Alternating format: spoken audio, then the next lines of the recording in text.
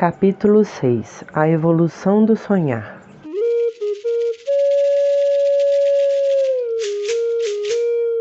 Por ser muito antigo, o sono evoluiu com uma grande variedade de funções psicobiológicas diferentes, sendo a geração de sonhos apenas uma delas.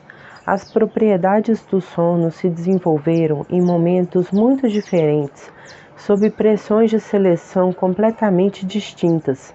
Determinar o ponto de partida do sono exige voltar bilhões de anos e imaginar as condições sob as quais surgiram as primeiras moléculas autorreplicantes. O planeta era vulcânico, com bastante água e atmosfera, ainda sem oxigênio. Os primeiros organismos unicelulares, datado entre 4,28 bilhões a 3,77 bilhões de anos atrás, eram parecidos com bactérias de fossas hidrotermais, que se alimentam da oxidação do ferro.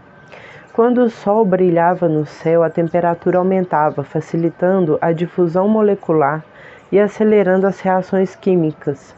Desde o início dos tempos, depois que o Sol se põe no horizonte, a temperatura cai na Terra e as reações químicas se tornam mais lentas. Essa alternância praticamente imutável há mais de 1,6 trilhão de dias e noites acopla à rotação da Terra os ciclos comportamentais de praticamente todas as formas de vida que já existiram no planeta. Com exceção dos ambientes muito profundos, toda a vida planetária evoluiu sob a alternância entre claro e escuro a cada 12 horas aproximadamente. Por essa razão, ritmos circadianos muito parecidos são encontrados em praticamente todos os seres do planeta. Foram necessários cerca de 1,5 bilhão de anos até que surgissem os primeiros seres multicelulares. Eram bactérias capazes de fazer fotossíntese e formar colônias de células. Esses ancestrais das atuais cianobactérias se espalharam abundantemente pelo oceano e elevaram tanto a concentração de oxigênio na atmosfera que extinguiram grande parte da vida existente há 2,4 bilhões de anos. As cianobactérias destruíram quase todos os seres anaeróbios e deram origem à capacidade fotossintética de algas e plantas, fazendo do planeta um pujante produtor de biomassa a partir da energia solar. Isso criou as bases para a evolução dos herbívoros, que por sua vez criaram as bases para a evolução dos carnívoros. Ritmos arcanos. A luz do Sol, aceleradora de reações químicas e fonte energética da cadeia alimentar, a partir de certo momento passou a ser utilizada para detectar e operar mudanças ambientais. Começaram a evoluir cílios e flagelos capazes de gerar movimento rumo à superfície da água, onde a fotossíntese é possível. Surgiram mecanismos biológicos capazes de ligar e desligar comportamentos segundo a disponibilidade de luz, que se diversificaram em muitos outros mecanismos derivados, em nível tanto molecular quanto celular. Inúmeros seres unicelulares mostram um ritmo circadiano de atividade e repouso. Em 2017, os biólogos norte-americanos Michael Young, da Universidade Rockefeller, em Jeffrey Hall, e Michael Rosbash, da Universidade Brandeis, receberam o Prêmio Nobel da Medicina e Fisiologia por suas descobertas sobre os relógios moleculares que determinam o ritmo circadiano. Estudando a mosca das frutas Drosophila melanogaster, esses pesquisadores mostraram a variação periódica dos níveis de moléculas codificadas por um seleto grupo de genes, cujas mutações podem encurtar, expandir ou mesmo abolir o ritmo circadiano, afetando fatores comportamentais, fisiológicos e moleculares.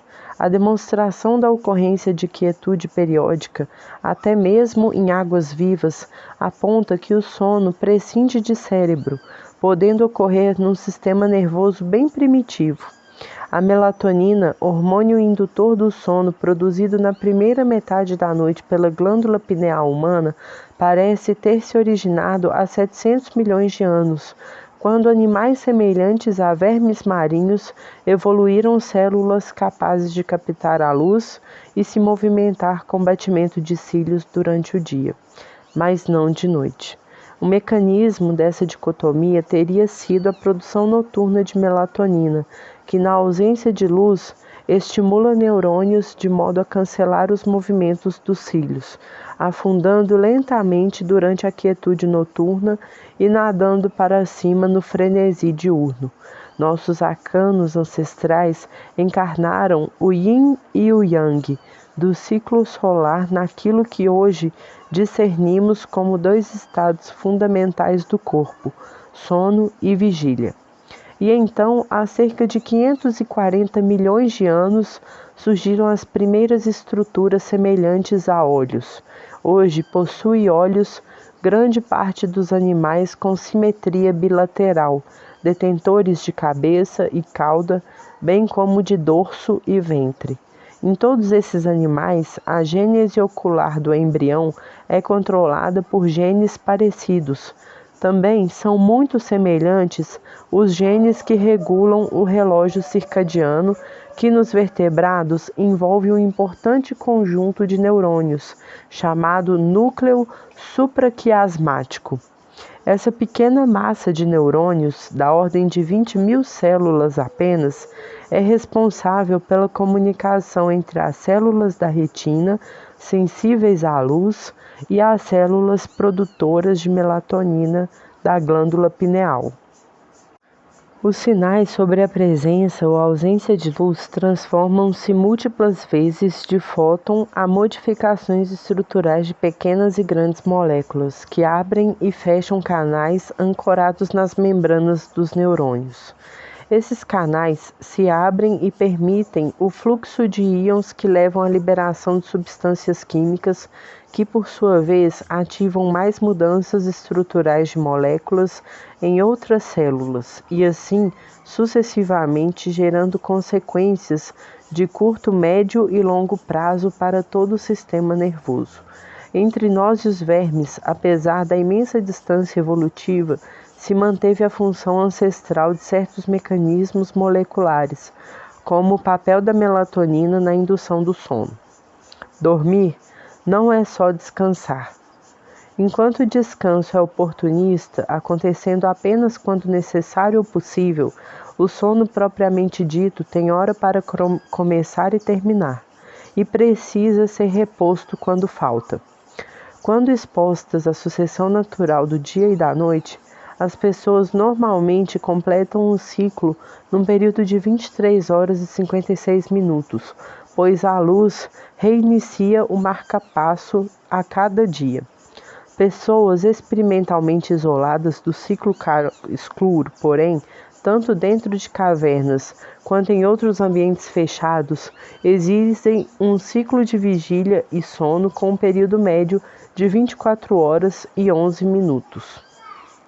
A duração um pouco maior do ciclo, observado na ausência de pistas visuais que indiquem a passagem do tempo em comparação com o ciclo claro-escuro normal, indica a evolução de um mecanismo que, num eventual atraso da luminosidade matinal, permite ao animal continuar dormindo por algum tempo a mais, o que reduz os riscos de predação. Se o sol demora a nascer, melhor esperar quietinho na toca. Na evolução, novidades que dão certo permanecem, se disseminam e por fim se tornam muito antigas.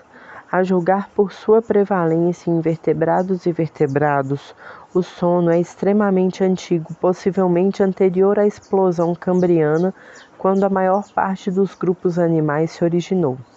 Acredita-se hoje que os peixes datam de 500 milhões de anos, seguidos pelos insetos há 400 milhões de anos, répteis há 340 milhões de anos, mamíferos há 160 milhões de anos e aves há 150 milhões de anos. Para comparação, nossa espécie parece ter surgido há apenas 315 mil anos. A opinião da ciência sobre quais animais dormem mudou bastante nas últimas décadas. Bons estudos comportamentais quantitativos e confiáveis se beneficiaram muito do advento do computador pessoal e de precisos mini-sensores de movimento para demonstrar que abelhas, escorpiões e baratas apresentam períodos regulares de quietude com baixa sensibilidade a estímulos sensoriais. Por causa de sua importância para a pesquisa genética, a mosca das frutas foi bastante estudada quanto à ocorrência de sono. Registros comportamentais cuidadosos evidenciaram ciclos bem definidos de agitação e quietude. Outro sinal de que as moscas dormem é o fato de que um período de privação forçada de sono é seguido do característico rebote observado nos mamíferos, isto é, um aumento compensatório do tempo de sono subsequente. A despeito das demonstrações convincentes de que as moscas de fato dormem, não parece haver correspondência anatômica entre as partes de seu sistema nervoso necessárias para dormir e as áreas do cérebro humano envolvidas na gênese do sono. Mesmo assim, as moscas partilham com os mamíferos alguns importantes benefícios cognitivos do adormecimento, como veremos adiante. O sono simples dos peixes e anfíbios. Por muito tempo, discutiu-se a possibilidade de que talvez não exista sono propriamente dito entre os peixes e anfíbios, no sentido de não haver um estado periódico de quietude comportamental e fisiológica que corresponda a alguma fase fixa do ciclo dia-noite. É certo que peixes e anfíbios apresentam descanso de forma fugidia e sem periodicidade determinada, em função da saciedade e da ausência de risco de predação. Essas condições imprevisíveis e momentâneas fazem com que peixes e anfíbios apresentem um descanso oportunista. Os peixes frequentemente habitam águas turvas ou profundas, ambientes onde a diferença de luminosidade entre dia e noite simplesmente não existe. Na ausência de luz, os peixes dependem muito pouco da visão para evitar predadores e encontrar alimento e parceiros sexuais. Por outro lado, dependem criticamente do olfato e da navegação por campo eletromagnético. As poucas espécies de peixes já estudadas em laboratório apresentam um comportamento de sono evidenciado por quietude periódica, aumento da movimentação após a administração de cafeína e déficits comportamentais após a privação de sono. No entanto, a privação de sono é menos estressante e há menos rebote. Em peixes de recifes de coral, observa-se natação contínua dia e noite, mas suspeita-se de que esses animais sejam capazes de nadar dormindo. Em anfíbios, a informação científica é ainda mais escassa. A rã touro americana, um grande anfíbio de hábitos diurnos, apresenta variações circadianas do comportamento, mas sua responsividade a estímulos sensoriais é maior no período de quietude do que no período ativo. Isso sugeriu que o sono pudesse estar suprimido em anfíbios, dada sua extrema vulnerabilidade física, mas um estudo subsequente da pequena rã arborícola, Hyla septentrionalis, demonstrou a existência de sono nessa espécie, talvez por ocupar um nicho ecológico menos perigoso. Nem em peixes, nem em anfíbios se registrou qualquer sinal de sono REM. O sono complexo dos vertebrados terrestres. Ao contrário dos peixes e anfíbios, répteis, aves e mamíferos possuem uma superfície corporal seca e impermeável. Possuem também uma bolsa amniótica que envolve o embrião durante o desenvolvimento, mantendo-o aquecido, úmido e acolchoado. Essas adaptações permitem aos vertebrados terrestres ocupar hábitats muito distantes da água dos rios, lagoas, pântanos e mares. Há 315 milhões de anos, a terra firme do planeta formava um imenso e único continente denominado Pangeia. Enquanto o ambiente aquático era infestado por terríveis vertebrados e invertebrados carnívoros, o vasto ambiente terrestre desbravado pelos primeiros répteis, incluindo terras que hoje constituem a Antártica, era um Éden repleto de plantas e insetos comestíveis. A julgar por dentições fossilizadas encontradas na Nova Escócia, Canadá, os primeiros répteis eram insetívoros, semelhantes aos lagartos atuais. De início, sem predadores naturais e com alimentação abundante, esses animais rapidamente radiaram em diferentes espécies, ocupando nichos ecológicos muito distintos, mas todos marcados pelo ciclo claro e escuro. A transparência do ar e a abundância periódica de luz favorecem a evolução de um sistema visual cada vez mais sofisticado e poderoso nos vertebrados terrestres. A principal vantagem da visão é a percepção longínqua de outros seres e objetos. Em contrapartida, a grande desvantagem é justamente a falta periódica de luz, que dificulta a alimentação e aumenta muito o risco de predação à noite. Até hoje, para quase totalidade dos vertebrados terrestres herbívoros, esconder-se e agrupar-se para dormir é um comportamento padrão. É possível, portanto, que o sono de ondas lentas, que reduz as taxas metabólicas e que já existia de forma primitiva em peixes e anfíbios, tenha se desenvolvido nos vertebrados terrestres como um efeito colateral da necessidade de esconder-se da predação noturna. Não sendo possível buscar alimentos dentro da toca, tornou-se possível adaptativo manter-se imóvel, reduzir a temperatura, baixar o consumo de energia e até mesmo chegar ao torpor. À medida que o sono progride, ocorre uma redução de até 50% nas frequências das ondas cerebrais. Isso é, ocorre uma desaceleração dessas ondas com correspondente aumento do seu tamanho ou amplitude. Chamamos esse estado de sono de ondas lentas. A quietude do corpo inteiro evoluiu com ondas cerebrais lentas que fazem as células silenciarem seu funcionamento momentaneamente a cada ciclo da onda. É bem difícil conjecturar sobre os eventos que levaram à evolução do sono REM, durante o qual os sonhos mais vívidos acontecem.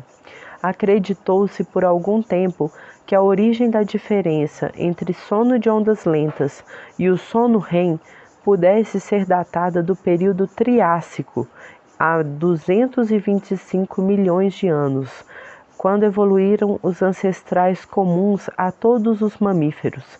Eram animais noturnos e insetívoros, fisicamente semelhantes a um roedor pequeno. Essa narrativa se baseava na premissa de que os répteis e aves não possuem o sono REM, opinião predominante entre os especialistas por décadas. Entretanto, esse estado de alta ativação cerebral com mínima ativação corporal, até recentemente tido como monopólio dos mamíferos, está hoje bem documentado em várias espécies de aves e algumas espécies de répteis. Por algum tempo, houve controvérsias sobre a existência de sono REM na equidna, um curioso mamífero insetívoro da Austrália e da Nova Guiné.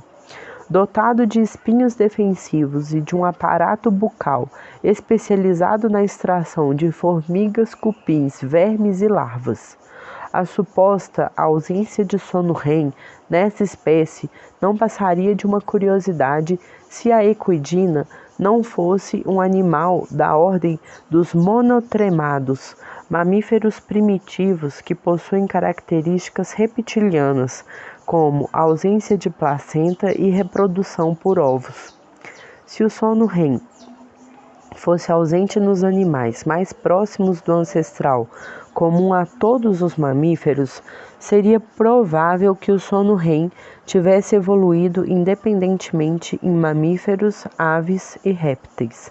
Entretanto, estudos eletrofisiológicos mais recentes comprovaram a presença do sono REM tanto na equidna quanto em outro monotremado, o ornitorrinco, que chega a passar 8 horas por dia nesse estado, o máximo já observado em qualquer espécie. O avestruz, uma das aves mais semelhantes ao ancestral comum de todas as aves, mostra um padrão de sono muito semelhante ao do ornitorrinco. Os resultados reforçam a hipótese de uma origem única do sono REM nos vertebrados terrestres.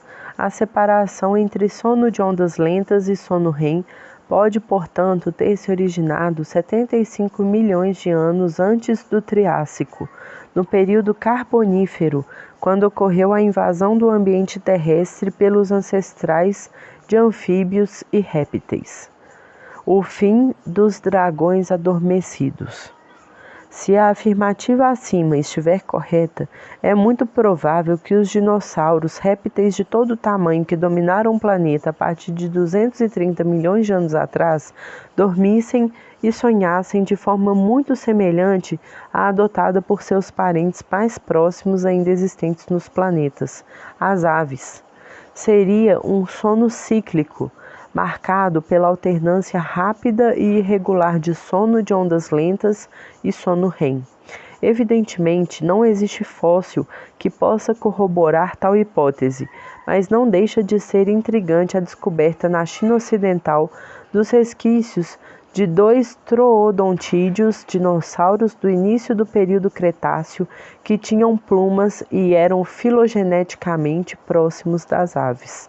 Os fósseis foram encontrados em postura semelhante à assumida pelas aves durante o sono, com o pescoço dobrado para baixo, de forma a posicionar a cabeça sob os membros superiores. Parecem ter estado dormindo quando foram surpreendidos subitamente pela morte. É tentador imaginar que o sono REM tenha desempenhado um papel importante na dominação do planeta pelos dinossauros. A presença do sono REM em tantas espécies diferentes indica um traço fisiologicamente muito relevante. Que função tão importante será essa? Que pressões de seleção a moldaram?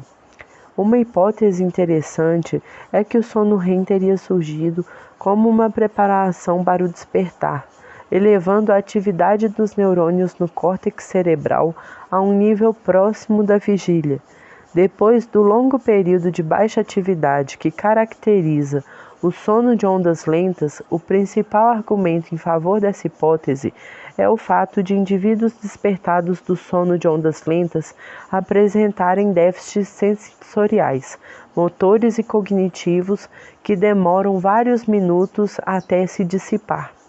Além disso, normalmente, os despertares espontâneos acontecem após o sono REM, sugerindo que esse estado funciona como um facilitador da transição do sono de ondas lentas para a vigília. É possível imaginar que um despertar com plena capacidade de alerta tenha dado vantagens competitivas importantes aos vertebrados capazes de entrar em sono REM. Outra possibilidade é a importância do sono REM para o mapeamento entre neurônios e células musculares durante o desenvolvimento. A ativação cerebral de regiões motoras durante o sono REM provoca breves contrações por todo o corpo, permite calibrar gestos e ações, já no recém-nascido, muito antes da realização dos atos do mundo real. Imagine as vantagens que o sono REM pode ter concedido aos dinossauros. Teria esse estado contribuído para a hegemonia ecológica dos grandes répteis por 170 milhões de anos? Que papel teve o sono REM na linha renhida da luta pela sobrevivência durante seu longo reinado? O tema é fascinante, mas necessariamente especulativo. O fato é que, com ou sem sono REM, Há 66 milhões de anos, o acaso interveio e os dinossauros foram riscados do mapa. Por uma incrível coincidência de eventos raros, um asteroide caiu sobre o que hoje é a Península de Yucatán, no México, e mudou completamente o curso da vida na Terra. A queda, a 72 mil km por hora, de uma rocha com diâmetro entre 10 e 15 km e peso entre 1.012 e 1.014 toneladas, sobre uma região de mares rasos com grandes reservas de gesso mineral rico em enxofre, provocou uma colossal emissão de gases tóxicos logo após o impacto. Abalos sísmicos descomunais e aumento do vulcanismo foram seguidos de intensas mudanças climáticas. Houve tanta emissão de gases que uma camada opaca de nuvens bloqueou o Sol por meses, talvez anos. Depois do calor intenso da explosão, equivalente a uma bomba atômica 10 bilhões de vezes mais potente que a de Hiroshima, seguiu-se um inverno intenso e persistente. A fotossíntese terrestre marinha foi bloqueada. Em conjunto, essas mudanças eliminaram em pouco tempo 75% das espécies animais e vegetais. Desapareceram todos os dinossauros, exceto os ancestrais das aves, além de inúmeras espécies de mamíferos, peixes, moluscos, plantas e mesmo os plânctons. Tivesse o asteroide caído um pouco antes ou um pouco depois, teria atingido águas profundas e as consequências seriam bem menores. Mais uma vez, a rotação do planeta sobre seu eixo influenciou decisivamente a evolução da vida em sua superfície. Crise é oportunidade. A extensão da extinção em massa ao final do período Cretáceo permitiu a radiação em grande escala de novas espécies, marcada pela acelerada divergência de características morfológicas entre os grupos de animais sobreviventes da catástrofe. Espécies até então comprimidas em nichos ecológicos saturados pela competição e predação, subitamente se encontraram em nichos esvaziados, distribuídos por diversos níveis da cadeia alimentar, sobretudo no topo. Todos os grandes predadores desapareceram. As novas pressões seletivas fizeram com que depois da extinção aparecessem muitas espécies novas de mamíferos, aves e lagartos e peixes, num processo de adaptação gradual aos novos nichos disponíveis.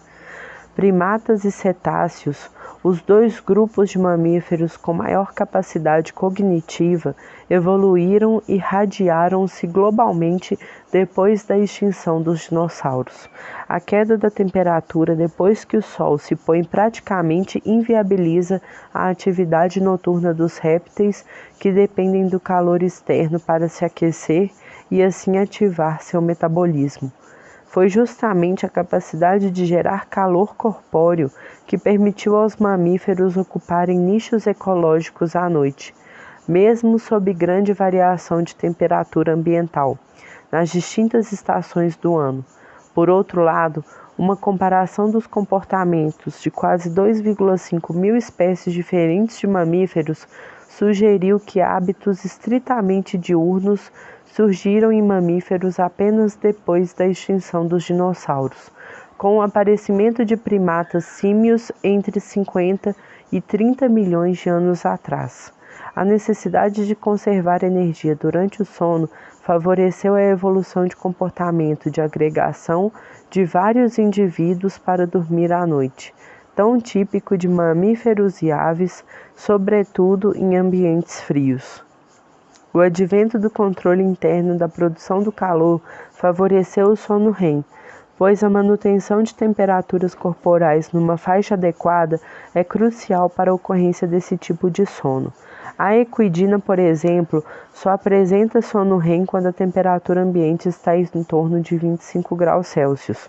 Por outro lado, o sono REM coevoluiu com quase completo relaxamento muscular, que permite manter uma forte ativação cortical sem maiores repercussões motoras. O relaxamento corporal quase completo durante o sono REM permite que o sonho alcance um elevado grau de vividez sem despertar o animal nem ocasionar comportamentos indesejáveis, capazes de atrair predadores ou competidores da mesma espécie. O longo sono dos mamíferos. Uma das maiores diferenças entre o sono REM das distintas espécies de vertebrados é a sua duração. Enquanto répteis e aves apresentam ciclos curtos de sono, com episódios de sono REM com poucos segundos de duração, nos mamíferos, um único episódio de sono REM frequentemente persiste por dezenas de minutos, podendo chegar a mais de 1 hora em algumas espécies. De modo geral, a quantidade de sono REM é inversamente proporcional ao peso do corpo, de forma que animais pequenos tendem a ter mais sono REM. Entretanto, se o efeito do peso corporal é descontado da análise, aparece uma robusta correlação com o grau de imaturidade do corpo no momento do nascimento.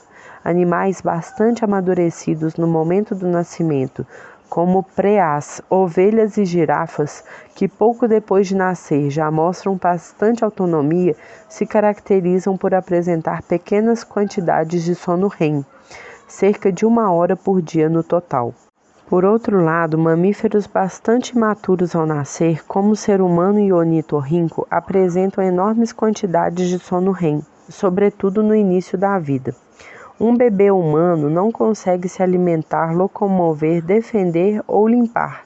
Um bebê ornitorrinco não faz nada disso nem regula a própria temperatura sem o contato com a mãe. Curiosamente, ambos passam cerca de 8 horas diárias em sono REM. Mamíferos recém-nascidos que ainda não abriram olhos, os altos níveis de atividade elétrica promovidos pela grande quantidade de sono REM protegem o cérebro da atrofia causada pela ausência de estímulos. O importante papel do sono REM durante o desenvolvimento do embrião e no aprendizado extrauterino se relaciona com seu papel na regulação de genes utilizados pelos neurônios para manter e codificar suas conexões. Em resumo, o sono REM tem um papel central no desenvolvimento do feto e do recém-nascido, especialmente em animais mais imaturos ao nascer que necessitam de muitas modificações no sistema nervoso até chegar ao estágio adulto. A imaturidade é uma desvantagem no início da vida, pois a fragilidade neonatal exige constantes cuidados parentais. Entretanto, essa característica torna-se uma grande vantagem no longo prazo, quando o indivíduo bem-sucedido que escapou dos perigos letais da infância e teve a chance de se desenvolver até a idade adulta, cuidado por bons tutores, aprende a otimizar a ocupação do seu nicho ecológico em decorrência da extensa coleção de memórias e habilidades que adquiriu. Como veremos adiante, o sono REM desempenha um papel crucial na consolidação do aprendizado no longo prazo. O sono REM é vital para quem precisa aprender muito. Nadar, voar, migrar. A adaptação de mamíferos, aves e répteis aos nichos aquáticos e aéreos, bem como as migrações, está associada a profundas alterações dos padrões de sono. Elefantes marinhos migrando entre o Alasca e a Califórnia passam até 8 meses no mar sem poder descansar em terra firme. Durante a migração, esses animais mergulham periodicamente a profundidades que chegam a 300 metros. Em alguns desses mergulhos, param de nadar e se deixam afundar, girando graciosamente, provavelmente dormindo.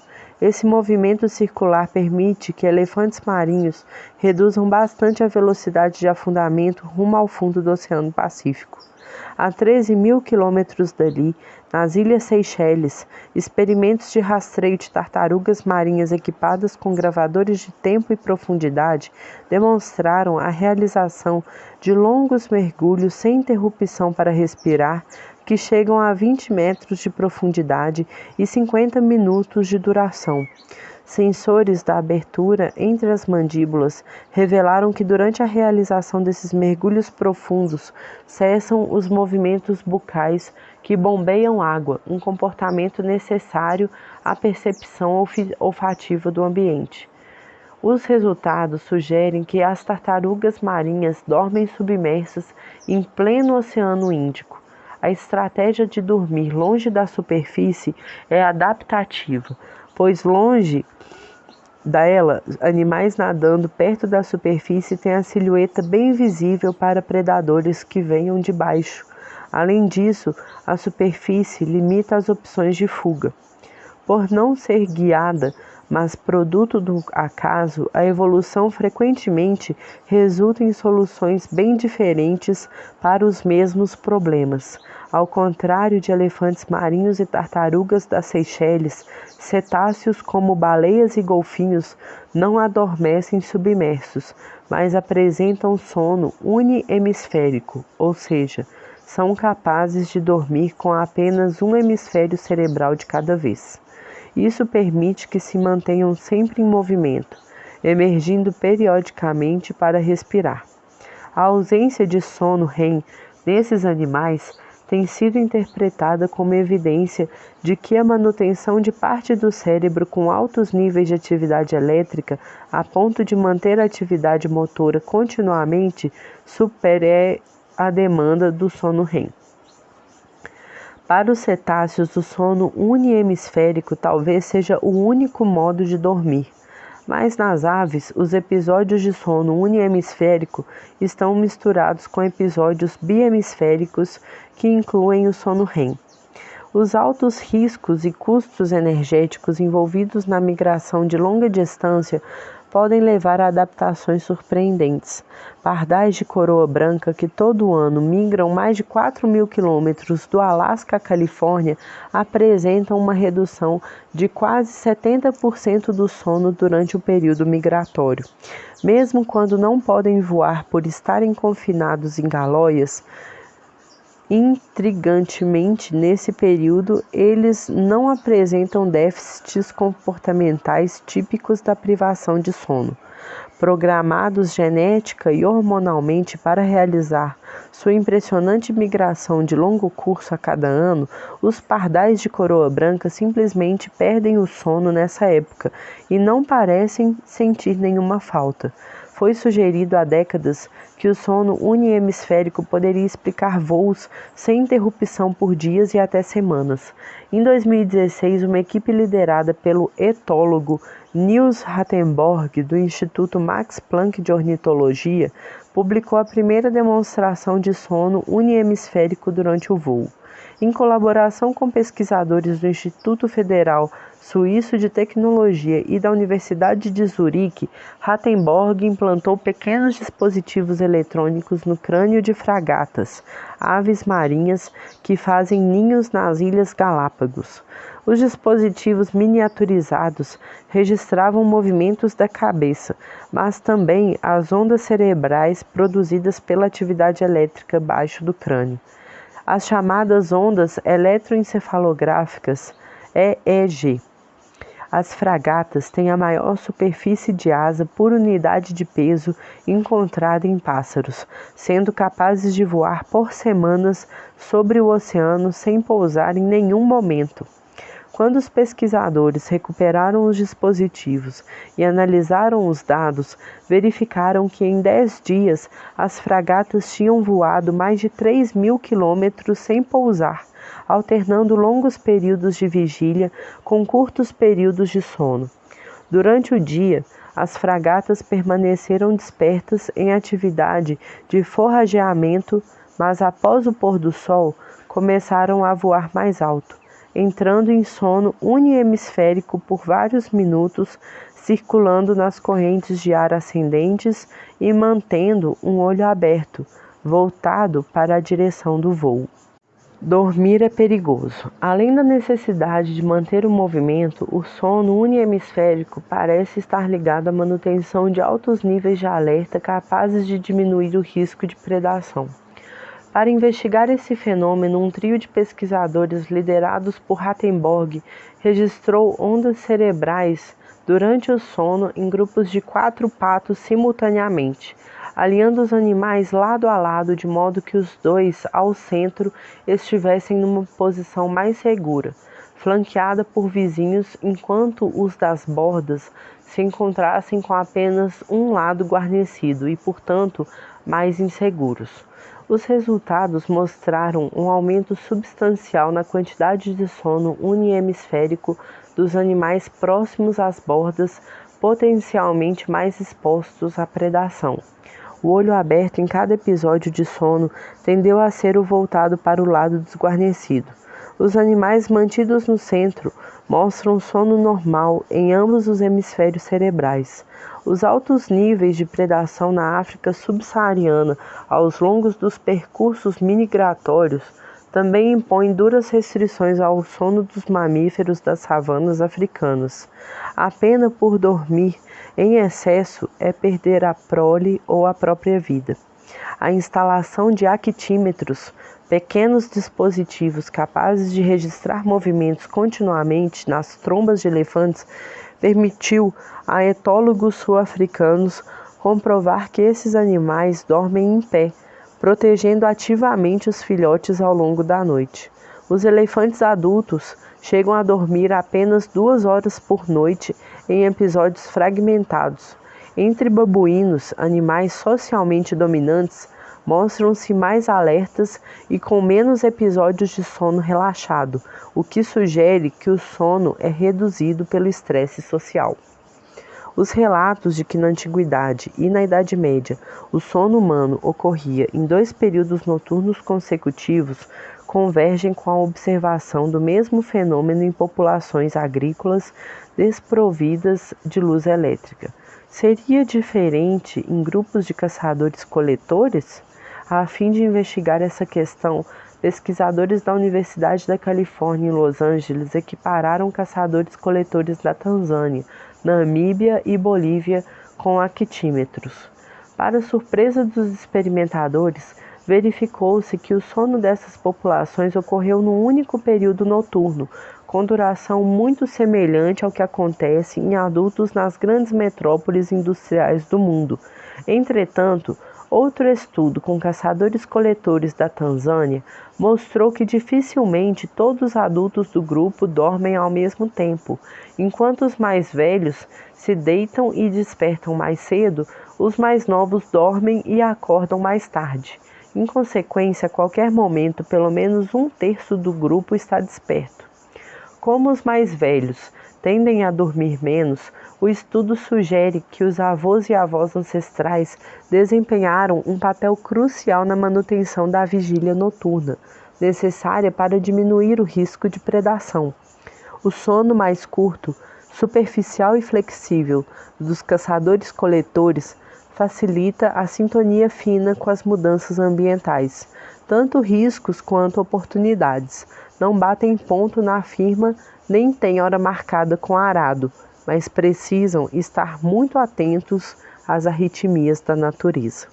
Quando os primeiros hominídeos se espalharam pela África há milhões de anos, estavam tão bem equipados para dormir e sonhar quanto qualquer outro mamífero. Sonhos de caçadas e fugas perigosas que nossos ancestrais levaram para fora do continente africano múltiplas vezes, através de migrações sucessivas, até um bando de cerca de 1.000 pessoas ultrapassar a África Oriental há cerca de 70 mil anos e disseminar seus descendentes nos milênios seguintes pela Ásia, Oceania, Europa e, por fim, a América. Essa longa caminhada por todo o planeta, aos poucos, nos afastou do mundo natural rumo ao mundo da cultura, mudando o modo como dormimos e criando um espaço onírico repleto de símbolos para designar todos os seres e coisas, inclusive as inventadas. Para compreender essa passagem, precisaremos entender a bioquímica que governa o delírio.